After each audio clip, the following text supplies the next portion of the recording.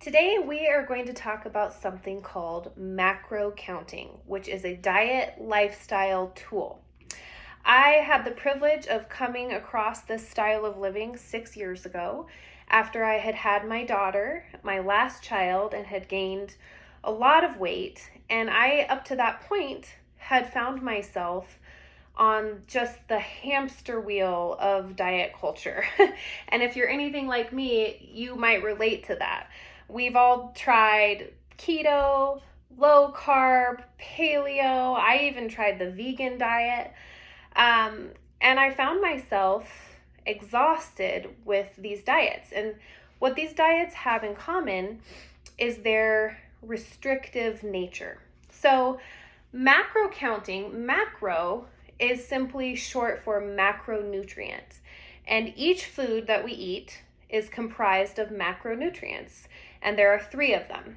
The first one being protein, carbohydrates, and fat. So each food has these macronutrients in varying proportions. For instance, a chicken breast has a high amount of protein, or a banana has a high amount of carbohydrates in it. They all have varying levels of these macronutrients. So what I loved when I found macro counting was its nickname is actually the food freedom diet, because unlike these other diets like keto, paleo, low carb, veganism, macro counting is not restrictive. You do not have to cut out carbohydrates or cut out fats or do any of these restrictive things that leave us hungry and wanting. So, if each food is comprised of macronutrients, macro counting means that you can manipulate the levels of each macronutrient in your diet in order to achieve your desired goals. So, a lot of us have body composition goals. We would like to change our body composition. But those are not the only goals we might have. We might have energy goals or health goals or strength goals. And so macronutrients can be manipulated in our diet to achieve these goals. Let me explain. So, in order to age well, beyond any of these goals, the most important goal that any of us should have is to age well. And in order to age well, we need to have muscle mass on our bodies. This leads to an all-over healthy body. I want to be able to sit down on the toilet by myself when I'm 85 years old. So, a key component of macro counting is to eat enough protein, not too much and not too little.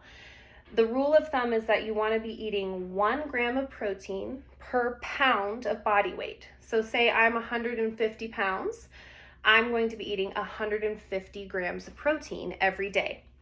Now, each of these macronutrients have calories. So for every gram of protein and carbohydrates, there are 4 calories.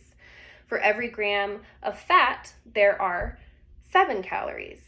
So this gives you an all-over calorie bracket to work within. So if I am eating 150 grams of protein, then my carbs and my fat can fit within my calorie bracket. So in order to lose weight, I need to be in a calorie deficit. In order to gain muscle or gain weight, I need to be in a calorie surplus. Or to stay where I am, I can be in maintenance calories, which means I would not gain or lose.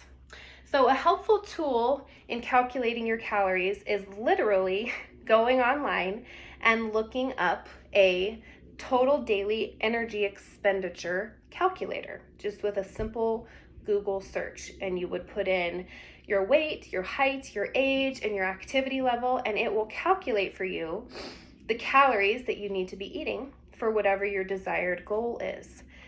And then the next step is to get a food tracking app like MyFitnessPal or Chronometer, and you plug in your protein into the app and you plug in your calories, and it tells you which proportions of macronutrients you can be eating every day. It's very simple. All you do is plug in the numbers and then start eating. But first and foremost, start with your protein goal and make sure you're getting your protein every day and make sure you are hitting your calories every day. And that is how you simply start a macro counting diet lifestyle.